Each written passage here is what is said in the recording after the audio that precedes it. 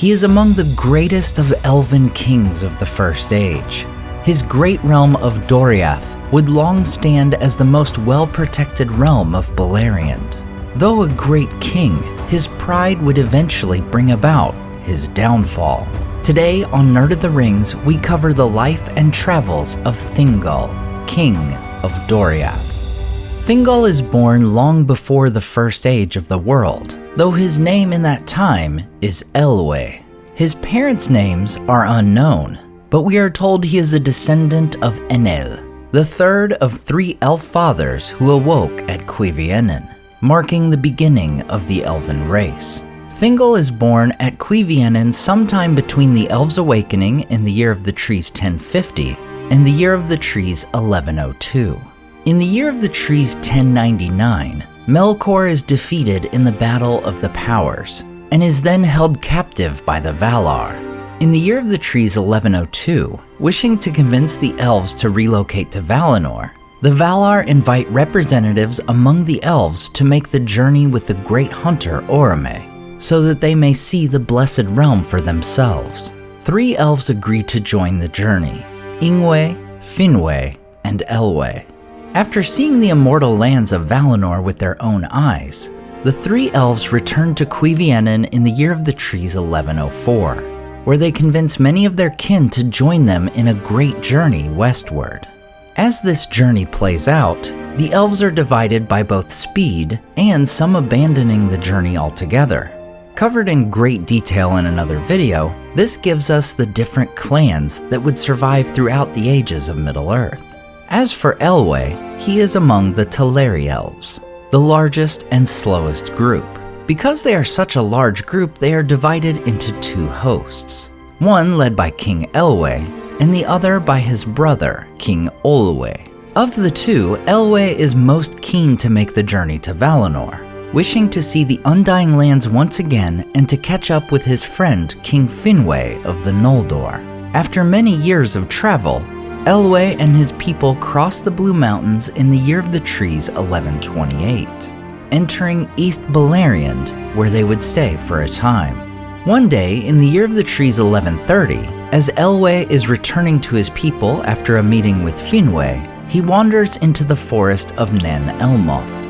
There he would meet and fall in love with Melian.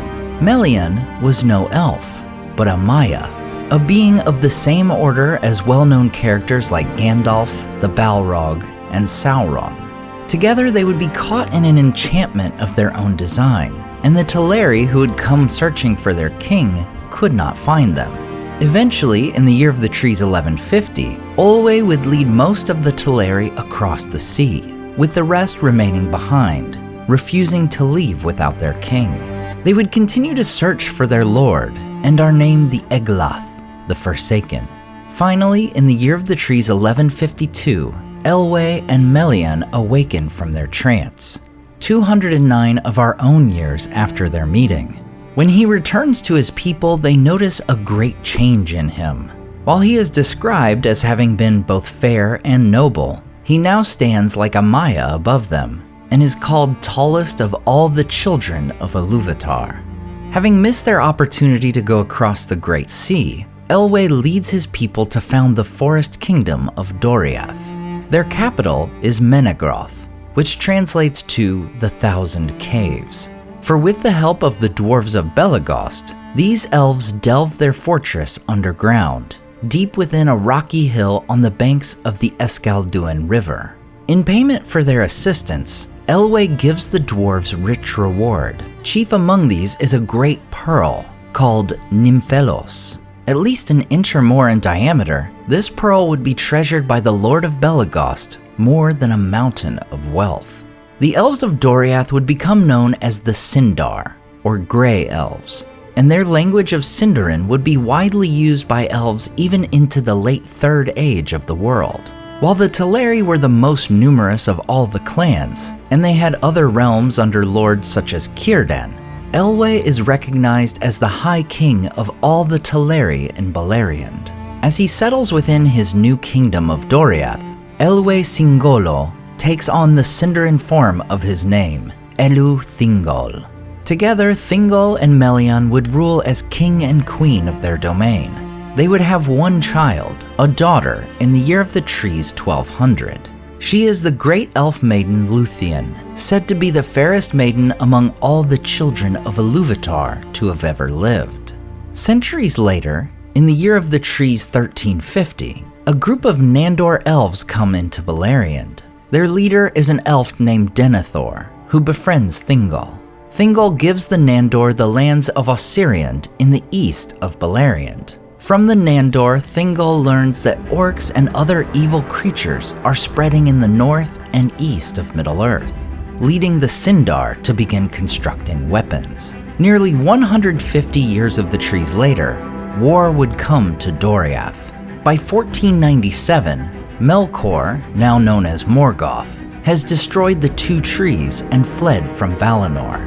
In the process, he had killed Thingol's great friend, Finwë, and stolen the Silmarils crafted by Finwë's son, Feanor. Thinking he could gain control of Beleriand quickly, Morgoth launches an attack upon the elves of Beleriand. His orcs, which had long been multiplying during his imprisonment, come from Angband in two great hosts.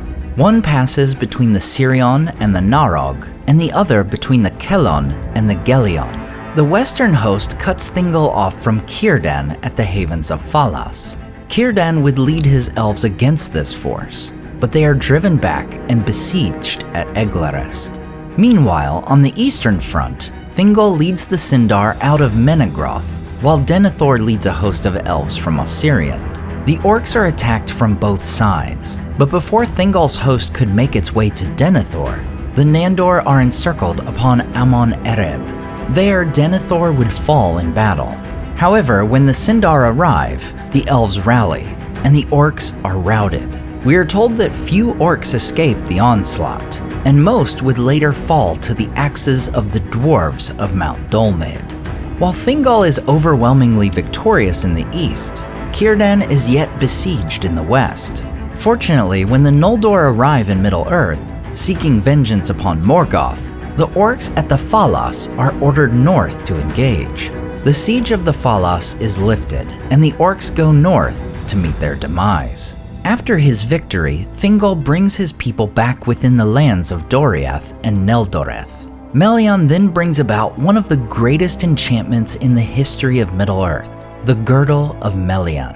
The Great Fence is described as an invisible wall of shadows and bewilderment, preventing entry to any without the consent of the king. It is the protection of the Girdle of Melian that earns the realm the name Doriath, the Guarded Realm. As for the Elves of Ossiriand, the death of Denethor leads them to swear to a life of secrecy, and to never again name a king or partake in any wars of others. They live in the forests of Ossiriand. Camouflaging themselves in green, they become known as the Lyquendi, the Green Elves. After the Girdle of Melian is raised, Eol, an elf who is kin to Thingol, leaves to dwell in the forest of Nan Elmoth. He grudgingly gives Thingol a sword as payment for living in the forest. This sword, called Anglakel, is a black blade made of the iron of a meteorite and said to have the malice of its maker within. Despite the coming of the Noldor saving Círdan from siege and striking another blow to Morgoth, Thingol is hesitant to surrender any lands of Beleriand to the newcomers, who he sees as aggressive.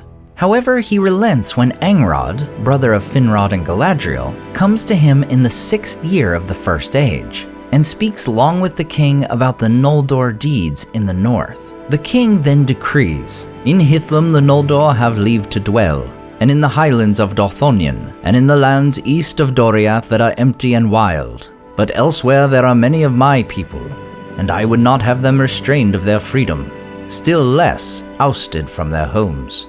Beware therefore how you princes of the west bear yourselves, for I am the lord of Beleriand, and all who seek to dwell there shall hear my word. Into Doriath none shall come to abide, but only such as I call guests, or who seek me in great need." Such guests in Doriath would include Angrod's siblings, Finrod and Galadriel. 60 years after his decree, Thingol learns from Galadriel of the Silmarils, and the following year, he learns of the kinslaying at Alqualonde, in which the sons of Feanor and their followers killed the Teleri and stole their ships. Angered at learning of so great a wrong against his kin in Valinor, Thingol temporarily expels the sons of Finarfin from Doriath, and forbids the Noldorin tongue of Quenya to be spoken in his lands. This leads to Sindarin becoming the common Elvish tongue in Middle-earth. Thingol would also refuse to aid the Noldor in any of their future wars against Morgoth. Galadriel, however, would stay in Doriath until the year 102, when Finrod's kingdom of Nargothrond was completed. During her early time in Doriath, Galadriel would meet Prince Celeborn, Thingol's own grandnephew. It seems Thingol would realize the greater fault in the line of Feanor than that of Finarfin, for we know many years later Galadriel would return and bear witness to Melian's foretelling of one who would be driven by a doom greater than her power that would come to Doriath. This mortal man was Beren, driven from the lands of Dorthonion, where he had been acting as an outlaw against Morgoth. He wanders into the forest of Neldoreth, where he meets Luthien, calling her Tinuviel, daughter of Twilight. Over some months they would grow to love one another, but their love is betrayed to Thingol by Dairon the minstrel, who covets Luthien. Luthien brings Beren to her father only after Thingol swears an oath that he would not kill or imprison him. Dismayed that his beloved daughter should wish to marry a mortal man, Thingol speaks harshly to Beren after the man professes that no one or nothing shall turn him from his love of Luthien. Death you have earned with these words, and death you should find suddenly had I not sworn an oath in haste, of which I repent, base-born mortal, who in the realm of Morgoth has learnt to creep in secret as his spies and thralls. Then Beren answered, Death you can give me earned or unearned, but the names I will not take from you of base-born, nor spy, nor thrall. By the ring of Felagund that he gave to Barahir, my father, on the battlefield of the north, my house has not earned such names from any elf, be he king or no.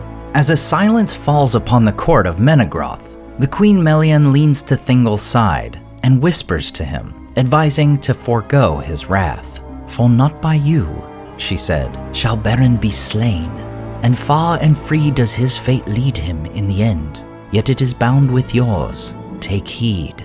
Then breaking the silence, the king said, I see the ring, son of Barahir, and I perceive that you are proud and deem yourself mighty, but a father's deeds, even had his service been rendered to me, avail not to win the daughter of Thingol and Melian.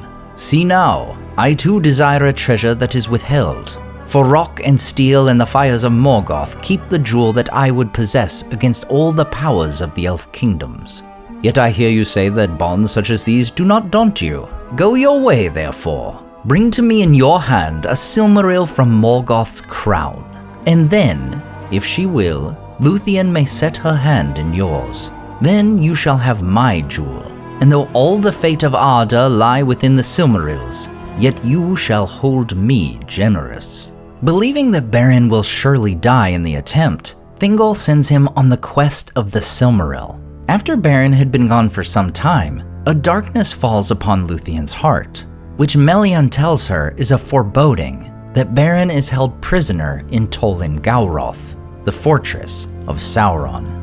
Thingol forbids Luthien from leaving to aid Beren, but Luthien escapes her guard, and through great darkness and trial, together they steal a Silmaril from the Iron Crown of Morgoth. As they escape, Beren's hand holding the Silmaril is bitten off by the great werewolf Karkaroth.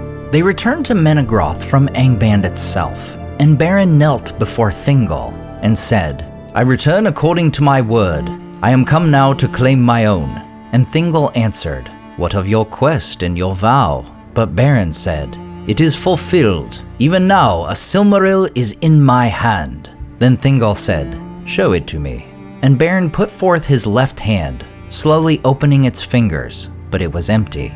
Then he held up his right arm, and from that hour he named himself Camlost, the empty-handed. Then Thingol's mood was softened, and Beren sat before the throne upon the left, and Luthien upon the right, and they told all the tale of the quest, while all there listened and were filled with amazement. And it seemed to Thingol that this man was unlike all other mortal men, and among the great in Arda, and the love of Luthien a thing new and strange. And he perceived that their doom might not be withstood by any power of the world. Therefore, at the last, he yielded his will, and Beren took the hand of Luthien before the throne of her father. Soon, Carcharoth, wild with rage and anguish from the Silmaril burning inside him, breaks through the Girdle of Melian and enters Doriath. King Thingol leads a group of his greatest warriors in hunting the wolf, including Mablung, Beleg, Beren, and Huon the Hound. During the hunt, Thingol is nearly killed by the wolf. However, Beren saves the king's life, but in the deed receives a mortal wound.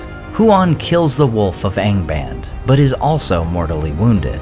The Silmaril is cut from Carcharoth's flesh and given to Beren, who at last presents it to Thingol, declaring, "Now the quest is achieved." Luthien dies of grief at the loss of her husband. However, her spirit comes to plead before the inexorable Mandos, and through the Valar, Iluvatar himself gives Beren and Luthien a second mortal life to share. They would live out the rest of their mortal days at Tol Galen in Osiriand. Inspired by the success of Beren and Luthien in reclaiming a Silmaril from Morgoth's crown, the Sons of Feanor organize an alliance to make war upon Morgoth in 468 of the First Age. Thingol, however, refuses to join. Not only had he centuries earlier learned of the kinslaying, but two of the Sons of Feanor had attempted to kidnap Luthien during the quest of the Silmaril. The battle is a disaster, and the elves and men are defeated in the Battle of Unnumbered Tears. Morgoth now controls nearly all the Northlands of Beleriand. While Thingol's heart was hardened against the Sons of Feanor, we see that by now his heart has softened toward men. After Hurin is captured by Morgoth, and his home of Dorlomin taken over by Easterlings, his son Turin is sent to Doriath by his mother in 473, in hopes of finding sanctuary with Thingol's people. Thus Turin came to the Great Bridge over the Escalduin, and passed the gates of Thingol's halls, and as a child he gazed upon the marvels of Menegroth, which no mortal man before had seen, save Beren only. Then Gethron spoke the message of Morrowind before Thingol and Melian, and Thingol received them kindly, and set Turin upon his knee in honor of Hurin, mightiest of men, and of Beren his kinsman. And those that saw this marveled, for it was a sign that Thingol took Turin as his foster son, and that was not at that time done by kings, nor ever again by elf lord to a man. Then Thingol said to him, "Here, son of Hurin, shall be your home, and in all your life you shall be held as my son, man though you be. Wisdom shall be given to you beyond the measure of mortal men, and the weapons of the elves shall be set in your hands. Perhaps the time may come when you shall regain the lands of your father in Hithum, but dwell now here in love." When Turin grows up, he is allowed to join Beleg Cuthalion in fighting the orcs of Morgoth on the marches of Doriath, where they earn great renown in battle.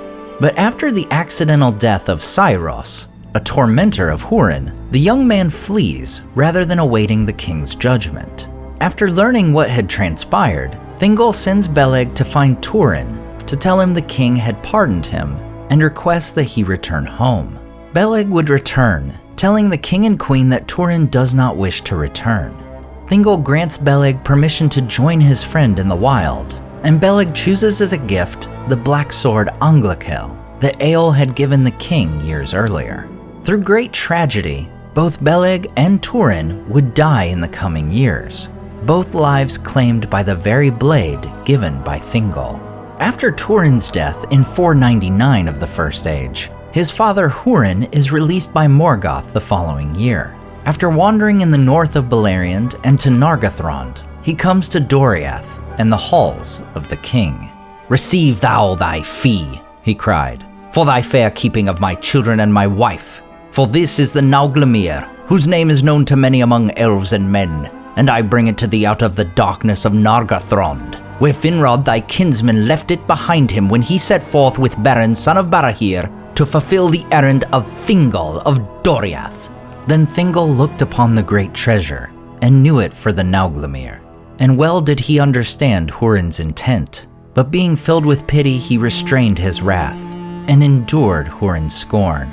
And at last Melian spoke and said, "Hurin Thalion, Morgoth hath bewitched thee, for he that seeth through Morgoth's eyes, willing or unwilling, seeth all things crooked.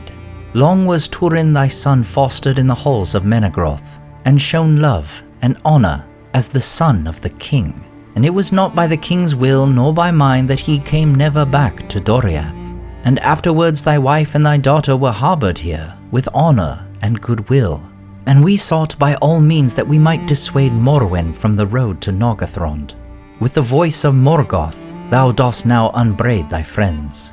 And hearing the words of Melian, Hurin stood moveless, and he gazed long into the eyes of the queen.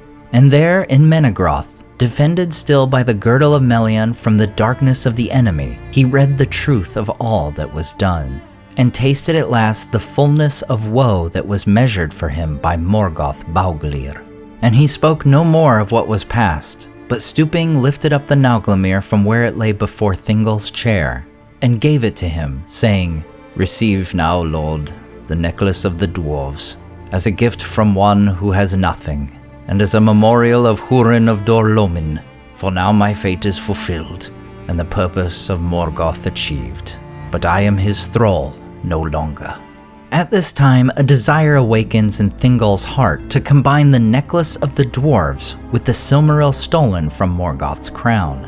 He hires dwarves of Nagrod to combine these two greatest creations of elves and dwarves. However, the dwarves come to desire this new creation for their own.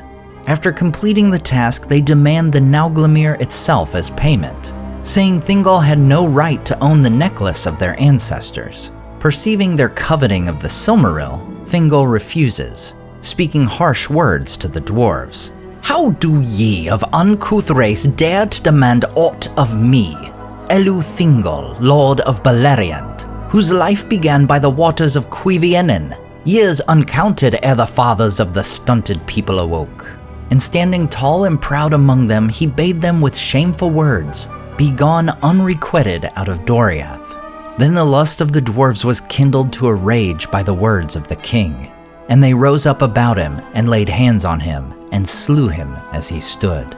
So died in the deep places of Menegroth Elwe Singolo, king of Doriath, who alone of all the children of Iluvatar was joined with one of the Ainur, and he who, alone of the forsaken elves, had seen the light of the trees of Valinor, with his last sight, gazed upon the Silmaril. Thus dies Thingol, king of Doriath, in 503 of the First Age. He would later be avenged by none other than Beren and the Green Elves, who attacked the dwarves of Nagrod and reclaimed the Silmaril. While his realm would continue under the rule of Beren and Luthien's son Dior, Melian in her grief would leave the shores of Middle-earth, and her girdle of protection is ended. Doriath would last just 3 more years before being sacked and destroyed by the Sons of Feanor.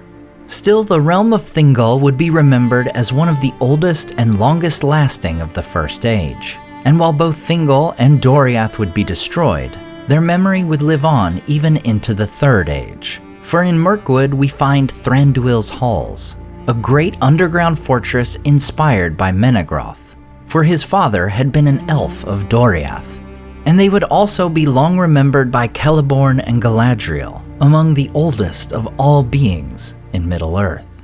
As always, I want to say a huge thank you to all my Patreon and YouTube supporters who make this channel possible. Tom DeBombadil19, Lissamy the Cinda, Rabbi Rob Thomas, Charles Leisure, CCDC Red Team, Joe Tepper, The Mighty Mim, Leo Vittori, Sky Carcass, Slide Belts, Dane Ragnarsson, Berto Berg, Graham Derricott, The Dark-Haired One, Wyland, Micah Wu, and Debbie. If you enjoyed the artwork in this video, check out the artists in the description to purchase prints of their great work for yourself. Thanks so much for watching, and we'll see you next time on Nerd of the Rings.